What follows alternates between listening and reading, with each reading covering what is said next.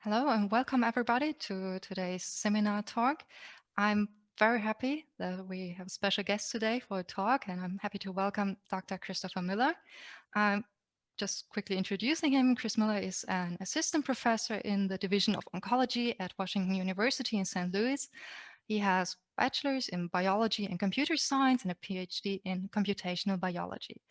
His main focus on research is the origins and progression of cancer. So it's mainly about understanding how the clonal architecture of tumors is and how they all evolve in relation to therapy. And well, maybe you have not, even if you have not heard of him personally, you might have seen or used part of his work because Chris Miller is also the developer of the little nice R package fish plot. So I think I'm not exaggerating when I say that quite a few, maybe the majority of all these very nice, colorful plots that people use to visualize actually clonal evolution, these are based on the nice fish plot package. Today, Chris is going to talk about, I now read it, genomic and transcriptional evolution of AML at single cell resolution. Oh, I think a very exciting topic, and I'm very much looking forward to your talk, Chris.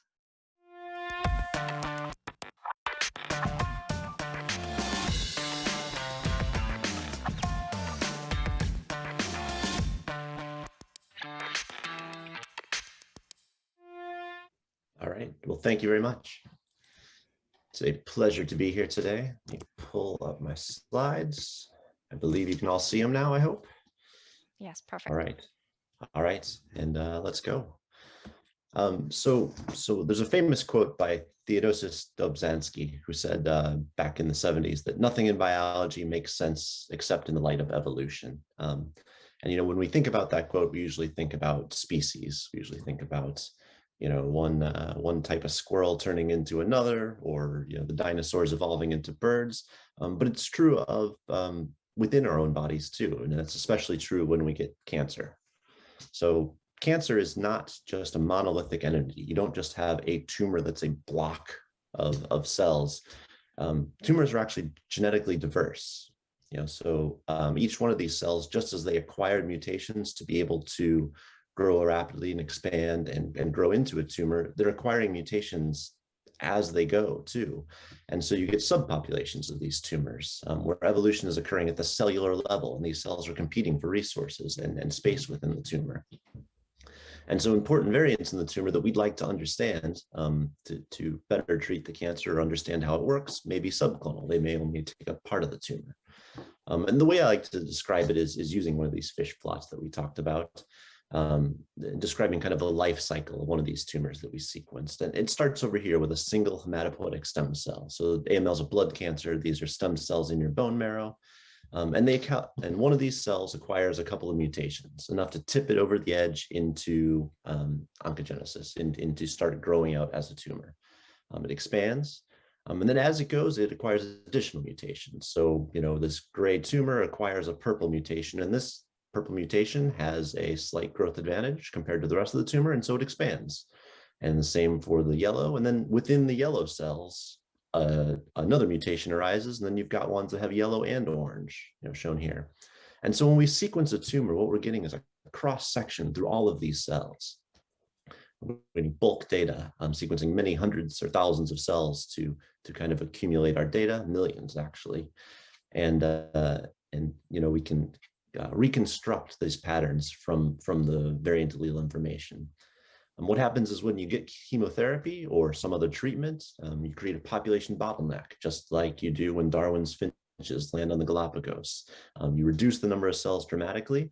Sometimes you kill the tumor, but when you don't, what passes through that bottleneck is often not the majority of the cells in the primary tumor, but often is a subclone that had some kind of resistance mechanism that was able to fend off the chemo. And so when it passes through, it might acquire additional mutations, and then you get relapse. And so we're very interested in this. It was kind of a surprise back in the 2000s, the early 2000s, when we started sequencing tumors for the first time, because sequencing technology had kind of matured at that point. It was surprising just how much spatial heterogeneity and temporal heterogeneity there was in these tumors. And so to kind of address the challenge of being able to take this raw sequencing data and turn it into kind of maps of these clonal populations, we developed a tool called Cyclone. There are other tools out there now, PyClone and a bunch of others, but this is the one we came up with back in 2014. And the basic idea is that we're trying to take these variant allele frequencies. So when we sequence it, we can count how frequently each mutation occurs in our population of cells. It might occur at 50%, which means it's a heterozygous mutation in all of the cells, or it might occur down at 20%, which means it's only in about 40% of the cells, if it's a heterozygous mutation. And to try to cluster them, to group them into distinct clusters that tell us something about the populations within this tumor. Now, the way we do this is by fitting a variational Bayesian mixture model. The gist of it is that we're curve fitting here. We've got a distribution of our variant allele frequencies, and we're trying to find a pattern of curves that fit these tumors, essentially, that fit these populations. And in this case, we've divided this into two different populations. It becomes more complicated and in some ways more interesting when we add multiple tumors. So here's a tumor here on the x-axis and its relapse on the y-axis. And when you plot them out like this, is what you can see is that we have the founding clone. So these are mutations that gave rise to the tumor, and every cell in the entire tumor contains these mutations. Down here on the x-axis, we have mutations that are specific to the tumor. That is, they were present in the tumor, but that clone was killed off by the time we got to relapse, and so we no longer see it. Here on the y-axis, then we have the opposite, those that were present in the relapse that were absent or maybe very, very rare in the tumor, but that were kind of driving that relapse. And picking these apart statistically and automatically was a big step in being able to kind of interpret this data more accurately, understand how the tumors are evolving. What's kind of nice about this method that we used is because it's Bayesian, we can take these points, and even when there's kind of complex ones where the boundaries are a little bit fuzzy, we can assign exact probabilities to each of these points and know that these two PIK3CA mutations are almost certainly in the founding clone with high probability. But this ATM mutation that falls right on the boundary there has a lower probability. We're not sure whether it's in cluster 1 or cluster 2 here. And we can couch our downstream analyses in levels of uncertainty by incorporating this information. Once you get kind of these clonal populations separated, another thing you can do then is try to reconstruct their phylogeny to understand how they evolved.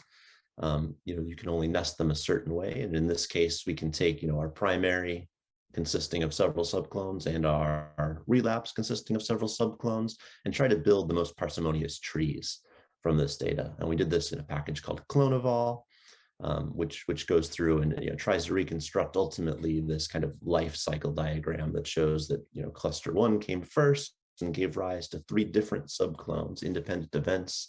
And then subclone 6 is derived from subclone 4, like you can see up here. And in some tumors, there can be many possible phylogenies, and we can spit them all out. But the goal is to kind of understand that life cycle a little better. And then finally, we can feed this forward to make nice visualizations, which are kind of intuitive and really often the best way to try to interpret this data, especially and present it. And to do this, we use these things called fish plots. They're so named because it vaguely resembles a tropical fish in many cases, pointed to the right here or the left. And these were originally conceived of by Josh McMichael, although they have their roots in kind of population biology, river diagrams as well. And I got tired of making them by hand by Illustrator, so we coded up an R package that kind of creates these and allows us to see the the tumor origin came over here, and these subclones grew out, and which ones passed through the bottleneck. And it's been a really useful tool for scaling these things up to large cohorts when we want to understand not one tumor, but dozens, and look for common patterns, because the human eye is still a mighty good pattern recognition engine at the end of the day. Now, when making these kind of inferences of clonal structure and clonal evolution, it's really useful to have the right data going in, because as with a lot of algorithms, it's garbage in, garbage out. And one of the things that we've discovered over the years is that sequencing depth is critical. as you sequence tumors, there's a certain amount of sampling error involved. And so when you take a tumor that's been sequenced to very, very high depths, we sequence this one, the mutations to, well over 1,000x in one axis and over 300 in the other. If we downsample that data and try to reconstruct the same clonal tree, you can see that it's just a mess because we have so much more sampling error. And really, until you get to about 200 or 300x, it's really hard to pick apart individual subclones, although you might be able to say something about the general structure at lower resolutions. And so one of the things I like to emphasize is if you are studying clonal evolution in tumors, sequencing depth and solid data is foundational to being able to, make any kind of biological inference there. And so now I'm going to talk a little bit about how we're kind of using these tools to understand the clonal architecture of tumors and how they evolve over time. And so the question, we started asking a few years back is, how does therapy shape the clonal architecture of tumors? And the answer is quite simply profoundly. It shapes it massively. So, in this case, we can see this is a patient with acute myeloid leukemia treated with chemotherapy. And you can see a large population bottleneck. And the tumor that emerged out the other side was only a very small fraction of the cells in the original tumor. And so when you're treating this patient, that's something that you would often want to know, because the drugs that worked on this tumor with variants in these kind of green and orange populations might not work on the relapsed tumor. And so understanding that is kind of crucial to being able to, in real time, modify your care and understand the genetic path of the tumor. And this is true for other kinds of therapy as well. So that's chemotherapy. This is allogeneic stem cell transplants, where they actually wipe out the bone marrow of a person and replace it with a donor. And that acts almost like an immunotherapy, where any residual AML cells in the bone marrow can get wiped out by that donor's immune system. But we see similar population bottlenecks and massive kind of clonal restructuring, where we see new populations emerging post-therapy. And that's true even in solid tumors. This is breast cancers being treated with aromatase inhibitor therapy, which is kind of a mild therapy. It's something they give to people just to kind of shrink the tumor before they go in and do surgery. It's not supposed to be curative, but even under these kind of mild conditions, we're seeing massive kind of remodeling of the tumors, to where you have subclones completely disappear down here and brand new ones rise up to take its place. And that's true, even when we kind of consider spatial heterogeneity. So in AML and blood cancers, all the cells are getting mixed up in the blood. So when we take a bone marrow or a blood sample, we're getting a good representation of all of these clones. But in solid tumors, they're actually growing out in chunks.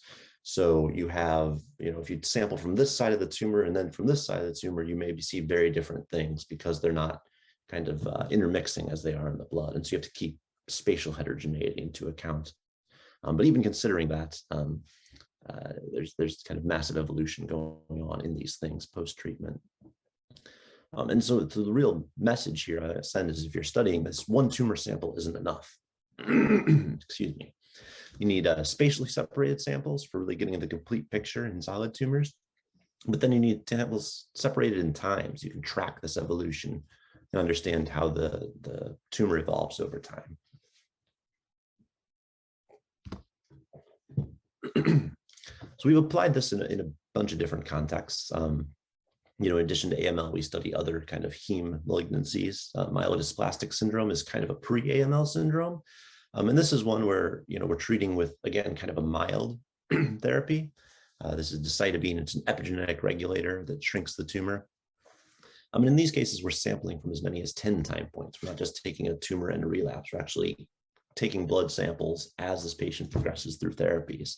And this presents some logistical challenges, right? Because I've showed you kind of 1D plots with the curves back here. I've showed you 2D plots where we plot a tumor versus a relapse. I can even make kind of cool spinning 3D plots, which are really more pretty than they are useful. But the human brain just doesn't scale to 10 dimensions. So we have to think about kind of alternative ways to display this that kind of capture some of the key metrics. And in this case, I'm just going to use a simple line plot, where each one of these points is an individual mutation in the tumor, and we're tracking its frequency in the population of cells over time. So here is the initial one, and you can see that a lot of these a lot of these points, what they end up doing is these variants do clear after about 4 cycles of this drug, and they clear. But ultimately, this patient relapses after about 8 cycles, and the tumor comes roaring back. And you can see that these founding clone mutations, the ones that were kind of those initial hits in the tumor that are in every cell, come back as well. But then we also see other populations. This population here, which is very low, or maybe completely absent in the tumor, comes roaring back. And that's kind of what's driving that relapse. It's new mutations that kind of weren't present or were very low in the original sampling. And so one of the questions we'd like to answer when looking at this is, were these variants really present there at diagnosis? Because if they were, maybe there's something we could have done to find them and treat them. If they contain some resistance phenotype that allows them to avoid the drug we're giving. Also, we'd like to know if we're monitoring this person through therapy, we'd like to know at this point, at cycle 6, were these variants actually at 0, or was the tumor still there at a very small proportion? I mean, obviously, we know in retrospect that the tumor came roaring back, so it was there, but we'd like to know that in real time. And that's hard because sequencing has a certain error level associated with it, and understanding whether variants are present at low fractions is hard because the error rate is something like, it's a little less than 1%. So when you're looking for these very, very rare populations of cells, you can't do just standard sequencing and expect to get solid answers. And so what we've turned to is a technique called error-corrected sequencing, or sometimes ultra-deep barcoded sequencing. And it's a clever little molecular biology trick that allows us to kind of sidestep the error profile. Excuse me. The way that it works is normally your DNA goes into this library generation process for sequencing, and there are several steps where it's amplified. So you take the same molecule and use PCR to make multiple copies of it, and that can be error prone. What this technique does is before you do any kind of amplification steps, you stick a unique barcode. There are millions and millions of these barcodes in your kind of pool of library generation primers. And so each read, each individual slice of DNA is labeled with a particular barcode before you PCR it up. And then you go ahead and generate your library. And what that allows you to do is identify regions that are mutations that are introduced during the PCR process because they're only in 1 or maybe 2 of the reads, not all of them, as opposed to the real variants that were present and occur in every single read with that barcode because they were present in the original one. And by kind of assembling these and creating error-corrected consensus sequences, and then going ahead and doing our alignment to the reference genome, what we do is we get a much more high fidelity look. We kind of assemble away those errors, and that allows us to go very low. And the effects look like this. So if we look at these are non-error corrected and then error corrected reads from the same data. And we have particular mutations we're interested in genotyping. So we know these P53 mutations exist in this patient's primary tumor, and we want to know whether they're there, prior to relapse. And so, if we use standard sequencing, the noise is around 1 or 2%, and it's really hard to distinguish whether these are real events or not. But once we error correct and kind of assemble away those errors, you can see very nicely our true variants pop up above the noise. We're able to detect them even at very low VAFs. And so when we apply these kind of techniques to error-corrected sequencing to these studies, we can answer questions like, for example, we can find out that this founding clone variants were there at 0.4%. So, 4 out of 1,000 cells that we sampled out of the bone marrow had it, but that's not clear, right? That means the tumor is still hanging around. And you might want to consider intervention for that patient, if they're not clearing effectively. Furthermore, we can ask the same kind of questions about here, were these variants present or not, because that may, potentially change the course of how we treat a patient if we know that they have resistance variants up front. And so in this case, they weren't, and that's pretty interesting as well, because it means that they were acquired during therapy. Which gets us to another one of the kind of key questions we're trying to answer using these technologies, which is, what's the origin of these resistant subclones? And it seems like there's a few different cases. Sometimes they're pre-existing rare cells, as in the AML fish plot we showed, where these cells were present at about 2 or 3% of the original tumor. either might have been missed or overlooked pretty easily, but when you sequence the relapse, it makes up all of the relapse. So in that case, maybe there's something we could do about it. Another way that we see them arise is through therapy-induced mutagenesis. So a lot of our treatments are mutagenic that we use to treat cancer, and so they can actually induce new mutations. Here's a case where we're looking at a tumor and again, a relapse of myeloid sarcoma derived from this patient post-allogeneic transplant. And so when we did this error-corrected sequencing, all of these variants were absent at the original tumor. Like, we're pretty darn sure that they weren't there at all, and they were acquired during the therapy. And we can substantiate this by looking at their mutational profile. So if we look at the pattern of base substitutions, C to T, C to G, C to A, and so on, all the different combinations, changes you can get. In the primary tumor, they fit one pattern, but in the post-allo myeloid sarcoma, we see a big increase in some of these C to A's or C to G, and those are consistent with damage from the kind of chemotherapy agents that were being used during the transplant process. And so what this suggests is, though, that even though this chemotherapy can be beneficial on one hand in treating the tumor and making it shrink, it also has side effects that go beyond just the hair loss and the systemic effects, but can actually be creating new mutations in these tumors and predisposing you to relapses or even to new tumors in other parts of the body. So trying to find a better balance between when to use these drugs and how to use these drugs is another thing we think a lot about. And then finally, when we look at where these mutations come from, there's new mutations from just natural causes too. About every time our cells divide, we gain about 3 mutations in our DNA. And most of the time, these are harmless, but in certain cases, they can hit the wrong spot and tip you over into cancer or something else. This happens, obviously in rapidly dividing populations like tumors. This happens all the time as well. And so these replication errors can be another source of kind of resistance mutations that can then be selected for by the environment. And this is especially true in tumors that have acquired DNA repair defects. So sometimes mutations like P53 or some of these some of the polymerases, or ATM, some of the kind of the cell cycle checkpoints. If they're defective, it's much easier to accumulate DNA repair induced damage, and that's fertile ground for seeding new mutations that might be resistant to therapy. All right, so I've talked a lot about genetic heterogeneity now, and kind of how we're tracking tumors through evolution using different techniques. But now I want to get down to kind of some of our new stuff, which is looking at cancer evolution at a single cell level.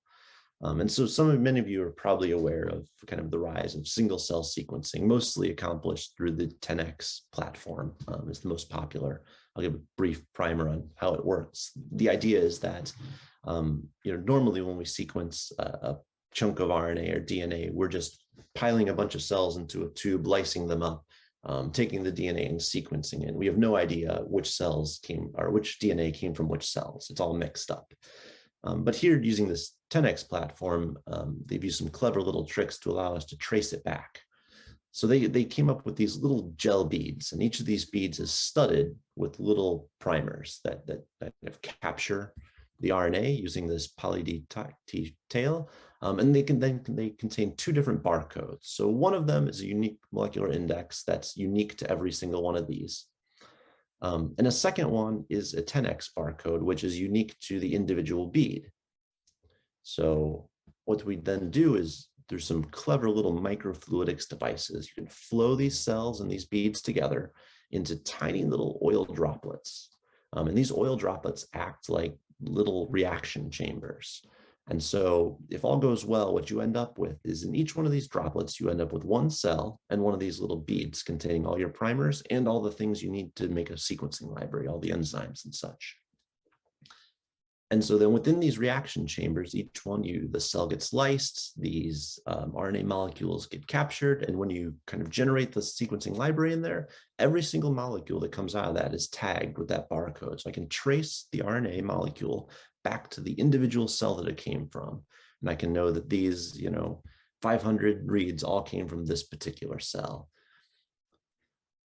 Now, this allows us to do some really cool things to kind of plot these individual cells from a single sample in an expression space, apply algorithms to cluster them in various ways and similarity, which are an interesting problem on its own. Just doing this clustering in 20,000 dimensional space because we have that many genes. And then visualization is a whole other interesting problem as well, trying to do dimensionality reduction to smash these down into t-SNE or UMAP plots that are kind of representative of this high dimensional differences in a kind of two-dimensional space that we can see. But at the end of the day, what I'm interested in is understanding the transcriptional diversity of these samples, which we're getting here. But what I'm really interested in is linking that to this genetic diversity we know about.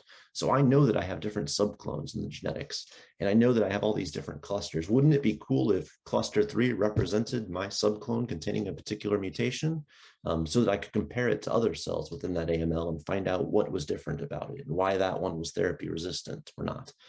But we're still missing a piece of that puzzle, right? Because we have our cells and we have our subclones in the genetic data, but I don't have any way to link them yet.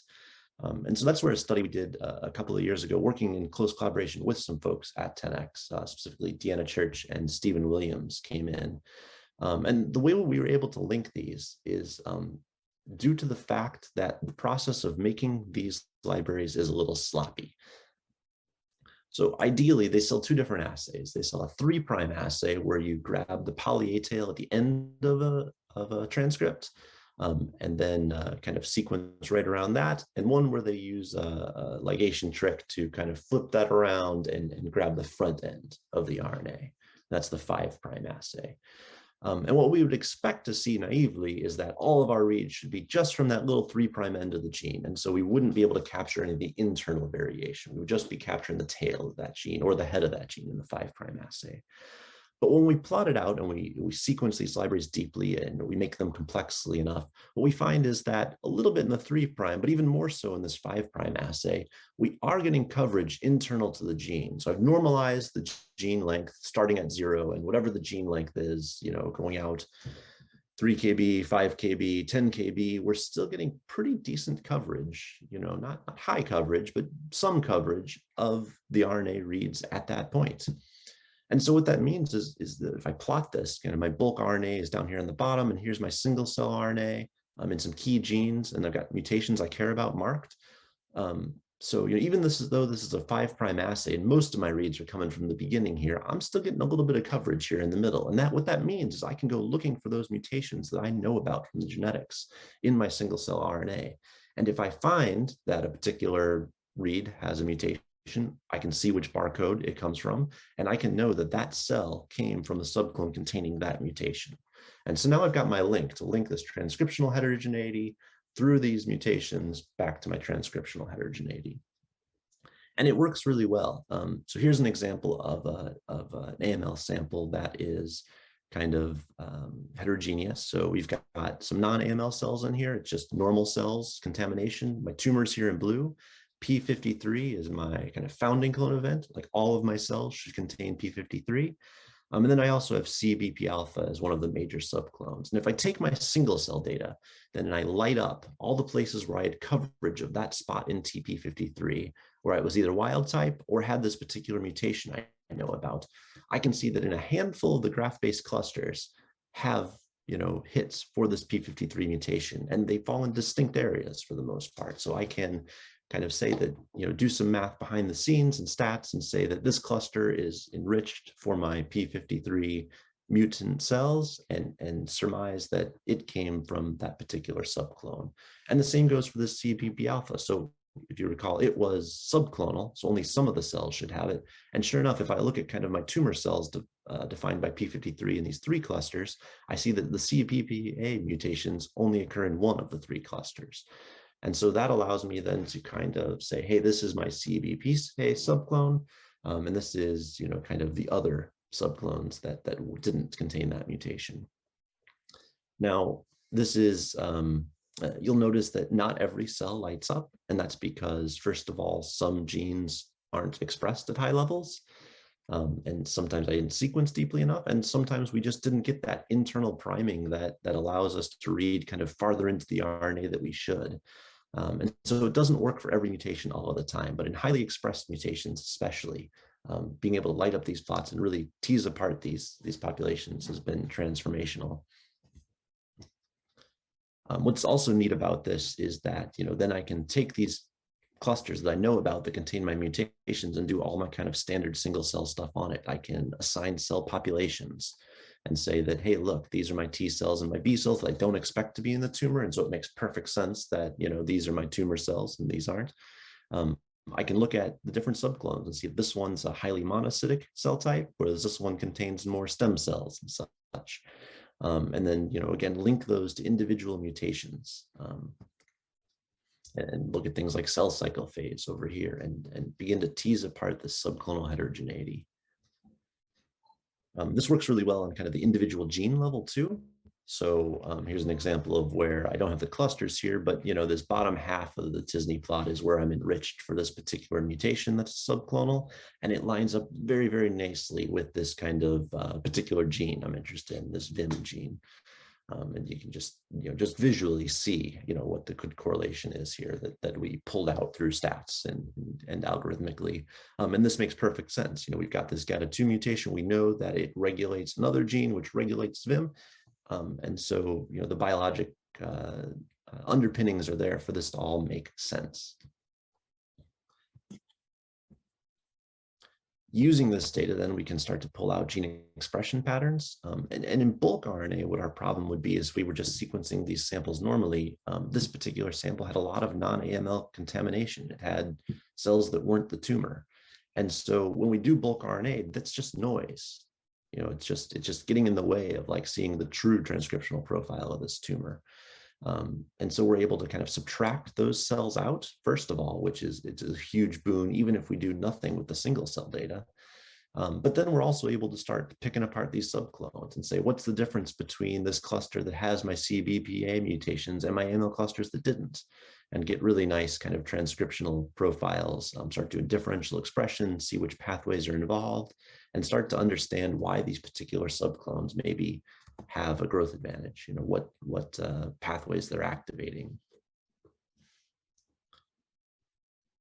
Still, though, I've only been talking about doing single tumors, and what I've been talking about at the beginning of the talk here is how do we take these tumors and track them through therapy and stuff. And so I'd like to apply this kind of single cell sequencing techniques and being able to tease apart subclones to this kind of time course experiment where we're following these things through time. And so we did this, applying it to, I think it was 6 tumors, looking at tumors before and after treatment. Again, I'm showing my kind of 2D plot here where some of our tumors were highly remodeled. You see that there were subclones here in pink that were completely absent at the time of relapse over here, and new ones that popped up that were gone, that weren't present at presentation. And so trying to deal with this kind of complex evolutionary history and understand it. But we also included some tumors that don't change. Here's one where everything kind of falls neatly on this XY axis, all my mutations. And so the fish plot looks really simple and boring. Like the implication here is that this tumor was already primed to be therapy resistant, that, you can throw therapies at it and it just didn't care. It didn't change. And so we'd like to kind of understand whether those tumors as well were being remodeled at a transcriptional level, even if they weren't being remodeled at a genetic level. So we did this kind of wide-ranging survey. And one of the interesting things that popped out just kind of right away is that the tumors all cluster from themselves independently, even when accounting for things like batch effects. And what this tells us is that, because these AMLs are different from each other, they're not all driven by the exact same driver mutations, even though they were given kind of the same treatment. They're very distinct entities, and they have their own kind of unique snowflake transcriptional profiles. And this remains true even when we, throw some controls in there. These normal donors do cluster very closely together. But these AMLs have been pulled and warped in weird ways that kind of pull them apart in this space. And to be clear, I'm not basing this just on these t-SNE or UMAP plots, which can sometimes be misleading, but in the underlying statistics of distance metrics between clusters. And what's furthermore is that, something that seems maybe non-surprising in retrospect, but if we apply kind of a distance metrics to the expression changes between one sample and another, between the tumor and the relapse from the primary and the relapse from the same sample, and we apply the same kind of genetic distance, like how much evolution was there, how much did the subclones turn over, there's a strong correlation between those. In retrospect, maybe that's not surprising, but I don't think going in we knew that for certain. It very well could have been the case that epigenetic changes or just transcriptional rewiring was occurring within these tumors, even when they were pretty genetically similar. But there does seem to be a strong correlation between the amount of mutations that you gain or change or turn over and the amount of expression changes you see. We can then take these data and do all sorts of interesting stuff with them. Here's an example where we took pathway, known kind of biological pathways, and asked about the expression of each of these modules or pathways in each primary and relapse. And one of the main things we were hunting for here is, if I look across all my relapses and, there's a certain pathway that's lit up in all of them that goes upregulated and everything, like that would be awesome. That would be a really cool hit and avenue for future research to figure out, how can we treat that pathway? And then, as is often the case, the biology turns out to be way more complex than that. It's messy. The modules that we see don't seem to have strong expression patterns that are related, in kind of these known pathways. You can see places where, in this case, we see upregulation of these pathways related to interferon gamma and immune response in this tumor's relapse. But looking over here, we see that it's actually downregulated in the relapse. And so we spent a long time trying to dig through these patterns and computationally find ones that were relapse specific and didn't turn up using these kinds of methods. Didn't turn up anything that kind of answered why relapses relapse to this kind of chemotherapy. But we were able to use some kind of fancier normalization techniques to kind of take those disparate clusters we saw of all the different tumors and kind of force them together through some aggressive normalization, and then pick out, within them, there's a region that's highly enriched for the relapse cells, and we do see some pathways that are kind of upregulated in that or downregulated differently than in the primary tumors. And so we do kind of have the hints of a relapse specific signature going on in these cells. And that's something we're exploring further to try to figure out if we can understand why these relapses relapse.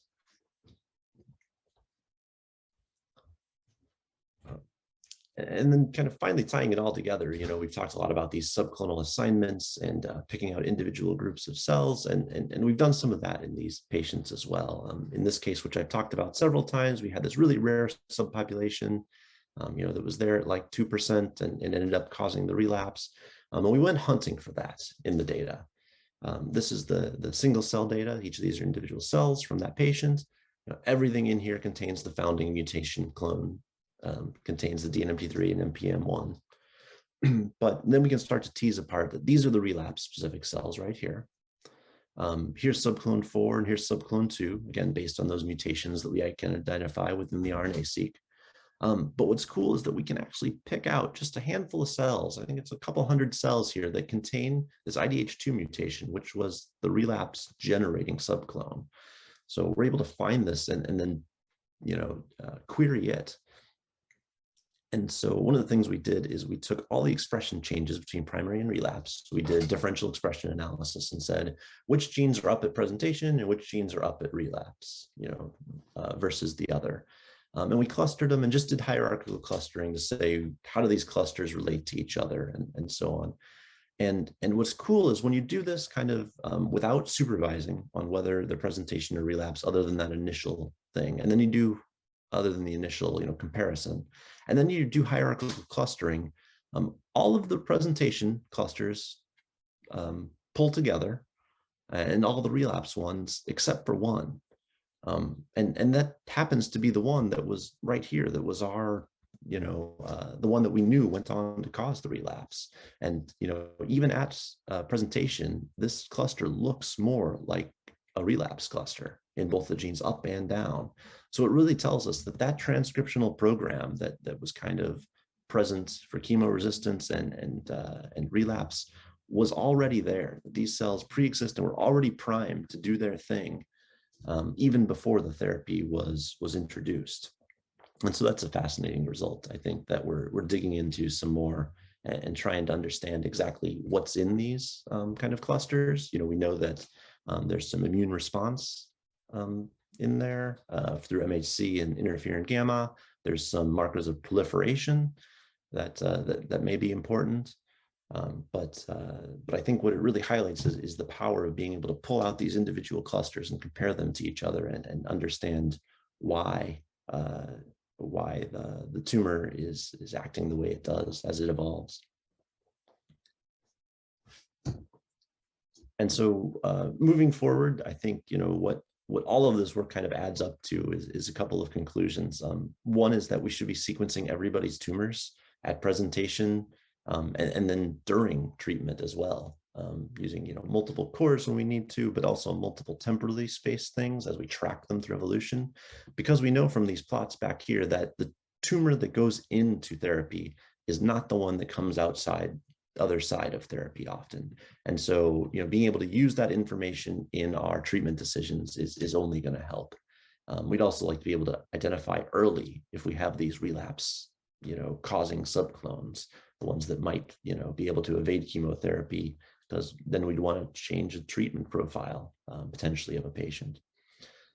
And then, we obviously want to do a lot more with these single cell techniques to really dig in, understand the different subclonal dynamics of these tumors and how they evolve. And obviously there's a lot of interesting algorithmic work going on in this space.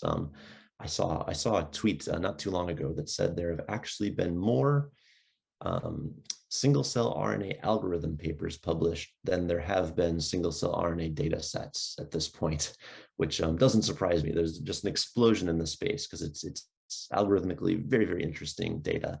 But it can also be overwhelming. And so we're trying to stay on top of things and use the latest and greatest techniques and the ones that make sense to help us interpret our data. And so with that, I'll wrap up here. A bunch of people to thank. I'm not going to mention them all by name, but Allegra Petty has done a lot of the single cell work in our lab. Tim Lay is the head of the lab that I work in. And then, a bunch of other folks who have collaborated on these papers in various ways, large and small, as well as my funders. And so with that, I'm happy to stick around and take questions. Thank you so much, Chris, for this absolutely great presentation. So I think we can, first of all, start with a great round of applause. It was really fascinating, very interesting, the way you combine actually this normal clone evolution analysis, which is mainly based on bulk DNA-seq, together with the single cell RNA-seq. So we have a bit of time left for questions. I have actually written quite a few down, so I would love discussing with you. Sure. So maybe I would just start with one and then give our audience also the chance for questions, because today I saw we have really lots of people from many different institutes having joined our seminar talk. So I'm very happy that we have such a broad audience today. So maybe to start with the first question on kind of ending what you said. So it would be great to sequence at several time points, probably also during therapy. And I mean, this is exactly what I keep discussing with physicians, that I keep telling them, please, I want more time points, just give me more data. And then I come up with ideas like, what about sequencing towards the end of therapy? That would be so interesting. And then they always tell me, yeah, but then the patient is kind of cured and I don't want to do this because it's taking bone marrow. It's so bad for the patient. So maybe just to discuss it, what do you think about this? So what would you say is the ideal number of time points or the minimum number of time points that you would love to get? Because we know there's theory and there's practice, really. Yeah, absolutely. And the problem's even harder in brain tumors, right? I mean, you can't go just hacking into someone's skull to get a chunk of brain to see how they're doing after therapy. If the tumor is shrinking, you've just got to trust it is. I think that there are a couple of techniques in the heme cancers, in AML and MDS and lymphomas and things like that. Blood draws are proving to be surprisingly effective. We usually treat bone marrow as the gold standard for getting the cells of the tumor, but the VAFs of these variants in blood draws is often very good, and that's a non-invasive procedure and something that you can do.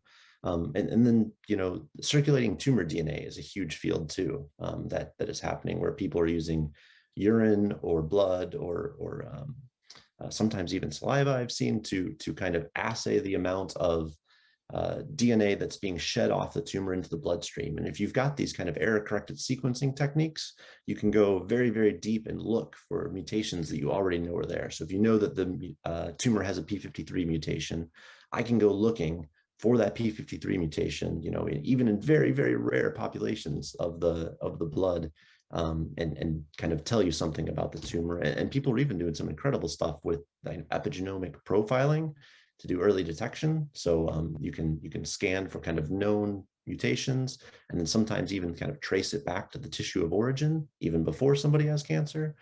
So I think monitoring through these kind of non-invasive techniques to the extent possible is going to open a lot of doors. Yeah, that sounds good. Actually, this is also what we kind of do, like going backwards and looking specifically for some mutations that we know that are pop up later. So maybe just one more very quick question, because it fits so well. What would you think is the threshold actually for this error-corrected sequencing? Because we are also discussing this with colleagues, and some other colleagues are dreaming of going for, but she always says 0.01% VAF. And then I always tell her, well, this might be hard, but what would you say is the current threshold, and how could we probably get even lower? Do you have any ideas, or is there maybe any technique you know? The problem with going that low is that you need massive amounts of sequencing. Yes. Right? Because you have to create a very, very rich library with lots and lots of cells. And then you have to sequence it exhaustively enough that you're not just picking up these very rare cells, but picking them up multiple times so that you're able to do the error correction. So we've pushed it as low as we think about 0.01% in some cases. And then, we've also used like ddPCR, which again is a kind of expensive technique to look at specific mutations at like 1 in 100,000 cells. But doing that routinely is hard. So I think the error correction works well and the potential is there to get low. It's just pricey. Definitely it is. Yeah. It seems weird to be complaining about the price of sequencing when it's come down so much in the past, couple of decades, but it's still a barrier. Yeah, definitely it is. Oh, I see a first question from the audience. Yes, please, Michael, go for it. Hello and good afternoon, everyone. First of all, thank you very much for this very, very cool lecture. I learned a lot of things. And my question is also about this error-corrected sequencing. First of all, is it more like a pre-processing step that could be combined with later aligners and something like MUTEC for variant discovery, or do you need special MUTEC or alternatives to variant discovery in your pipeline to do this? Yeah, so once you've kind of done the read assembly and done your alignments, it's just a normal BAM file, and you can apply normal variant callers and such to it, and we often do. The problem is that most variant callers are tuned such that they're not going to pay attention to stuff down at 0.1%, right? Because that's typically within the noise threshold.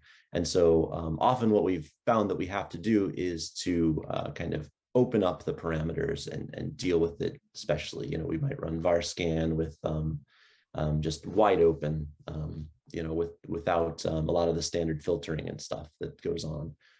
Same with MUTEC. it depends on how low you want to go. I mean, detecting stuff at 1% VAF is easier than detecting stuff at 0.1% VAF, and so on. We are way above that at the moment, or to be honest. But we had to go there because it was FFPE samples, and that's actually the second question. Would this kind of error correction technique also help to get down errors in FFPE context, or would it be not so helpful because the errors are essentially physically present in the molecule you measure already? Yeah, I mean, the error correction is happening on the level of keeping the fidelity of the DNA that goes in. So if you already have the mutation, the damage there from the FFPE, then error-corrected sequencing isn't necessarily going to give you added benefits other than the fact that you won't be introducing extra errors during the library preparation, right? So I don't think it's a cure-all. That said, coupled with some of the algorithmic techniques for kind of detecting the specific, mutation spectrum of FFPE and kind of subtracting those, there might be some paths forward there. Okay, thank you very much. For now, I have another question, but it's about a different topic, so I'll let bring others in first. Sure. So now as we are at the single-cell RNA-seq level, maybe I can ask one more question. So what do you think of CNV calling in scRNA-seq data? Because in MDS, I mean, we've also done a lot on MDS, so there are these 5q deletions plus 8. So would that also be an approach to go for CNV calling in the single-cell data and then connect this to the clusters? Absolutely, and I have some slides on that I didn't put in here. We're absolutely using that as well. AMLs are usually very quiet copy number wise compared to MDS or something where you've got more of these canonical translocations or P53 mutated AMLs where you've got more of this genome instability. But yeah, it works way better actually than the mutational stuff, just because there are so many more cells and there's so much more material. You're not looking for one particular spot in the DNA, you're looking for large stretches of it. And it's been very useful in the cases where we can do it. I showed those plots where a few of the cells in the cluster were lit up. When you use the copy number, you can grab that entire cluster really robustly. It is pretty noisy though. I mean, we do see a lot more kind of at least using the techniques that we're using, which I think is largely ConnexMat is the package we've been using in the past. We do see cells scattered out where we don't necessarily expect them, and some groupings of cells that don't necessarily make sense. But if you kind of take the average and you look for the clusters most enriched for that copy number thing, you still do a pretty good job of teasing it all apart. Okay, great. So maybe Michael, do you want to go next with your next question? Sure, thank you. It's about the UMAP and about distance measures and what you called aggressive normalization. So typically in the UMAP, you have a distance measure that respects all genes in a global way. So if there's anywhere a sufficient distance in the gene space, you will see different separate clusters in the UMAP. And maybe there could be common signatures in distance UMAP clusters just for a subspace of genes. And I developed a method in published in Nature Communications in 2019, signal dissection by correlation maximization, that tries to peel off consistent effects until there is only noise left on the signal. Okay. And some of these signatures that can be peeled off are very strong, and they cause essentially distinct clusters in the UMAP, but are not very interesting biologically. A typical example would be labeling effects in your data set, something like that. And once you have peeled them off, you essentially have a larger N to look for heterogeneities of the biological level within the samples that are left. And when you called on your slide this aggressive normalization, I was wondering, how are you doing that? And maybe how does this compare to the way I am doing that? The short answer is that was done by Allegra Petty, and I don't remember the exact details of what packages she used and stuff. But the paper is out in Blood Cancer Discovery as of like 2 weeks ago. So I would encourage you to take a look. Yeah, I honestly, I forget the details because it's been like 6 months since we worked on it, but she used a package that I don't know if it worked this way you describe, although that sounds fascinating. And I'd like to take a look at that for future studies. But I don't remember exactly how she did that kind of collapsing of samples. And would you expect that this collapsing gives you a higher potential to find something biologically new, which you cannot if you look with clonal distance measures only?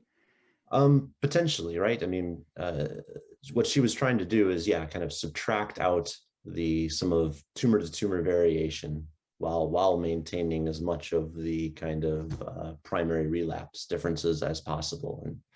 And if able to do that successfully, right, you'd hope that it would kind of highlight common programs among the tumors. So yes. Okay. Thank you very much. And I can share a link in the chat if you want, but I have to say a caveat because our method is not yet ready for single-cell RNA-seq. The matrices are way too high and the memory explodes essentially. So Sure, yeah. But if you're interested, I can share it if you like. Yeah, absolutely. I'm happy to take a look. Sure. Always Okay, thank you very much. And thank you again for the presentation. Thank you all. See you later. Thank you. Thanks, Michael. Do we have other questions from the audience? I might have a question. I could not raise my hand because it's due to the fact that I'm host, right? So looking at the future, Chris, how could this actually, this very promising clonal evolution analysis affect clinical routine treatment? I mean, I understand that identifying relapse-specific subclones is there to optimize treatment. So in the end, we are not just treating a tumor, we are treating problematic subclones at individual patient level, and that's so promising. So are there any trials or studies planned? I mean, very easily thinking, we could say, we are not just looking at mutations, but yeah, maybe where the clinician or a study integrates your idea and says, yeah, when the pipeline of Chris Miller says, this is a problematic subclone, we have to adapt our treatment. And if not, yeah, we can do the standard treatment. Are there any thoughts on this from your side? I mean, one of the simplest examples, and one that I happen to know is almost done with a clinical trial, is just the idea of monitoring tumor burden using sequencing. Not even looking at subclonal heterogeneity, but just sequencing the blood every 30 or 60 or 90 days as the patient progresses and asking, did the tumor clear? Because the way that's typically done is with pathology, right? They throw some slides under a microscope and look at whether they're cytogenetically normal. And we did a study, I don't know, 5 years ago or so, where we just said, if we take those, take those samples that this pathologist said were normal and we sequence them, can we still detect tumor? And in a lot of cases, yes, right? It's there at low levels, or sometimes the cell morphology just isn't what they expected. And so, there's definitely a big push to just do that. I mean, that's not even considering subclonal heterogeneity and stuff. But yeah, I mean, there are starting to be trials popped up, especially for particular drugs that target EGFR or, the BRAF B600 or something like that, where they are kind of sequencing at time points. And if the patient ever loses that mutation or it proves to be subclonal, they would discontinue them from the trial. And so, I do think these are slowly working their way into kind of medicine, more slowly than we'd like sometimes, it feels like. But, at the end of the day, the problem is too that a lot of times we can tell you exactly what's wrong with your tumor, but we don't have a drug to treat it. I might know why your tumor is relapsing, but I don't have a better therapy than the baseline chemo, right? And so, so that's, a challenge to be overcome as well. But overall, I would certainly tell anyone I know that you should try to get your tumor sequenced if you can, where I wouldn't necessarily have said that 10 years ago because, we didn't know enough. All right, thank you. If no other one, I might have even one more question. Chris, what do you think about single-cell DNA-seq? I mean, I've talked to some people before about it, and it's a bit of a controversy where some say, yes, that's the solution, and we're kind of there. And the others say, yes, it could be a solution, but we have to wait like 10 more years until it is maybe a way to use it in whatever, to have a good sensitivity, because right now we're just at such a low detection. Well, it's sensitivity. It's just not possible to detect actually all mutations that are there.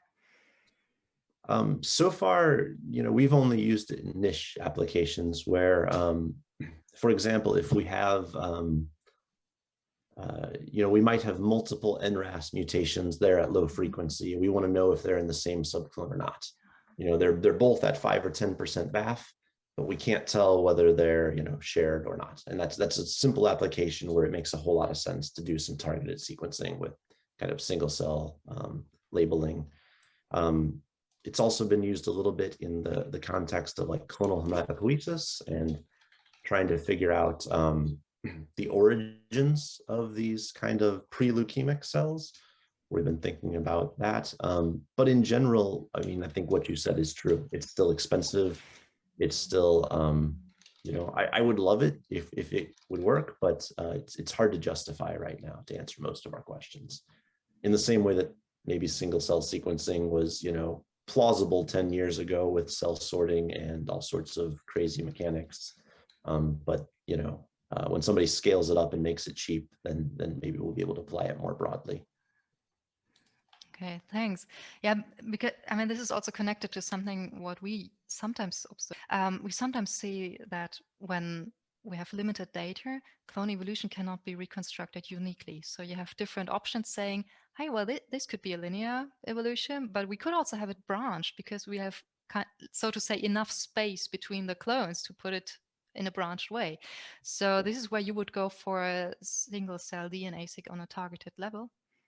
Sure. And there are a couple of platforms for doing that, right? People have, if you're using a targeted panel, Mission Bio and some of those other ones have, targeted panels of 100 genes that you can use to often kind of tease apart these things. And it's been useful there in the cases where you really need to know to answer your question of interest.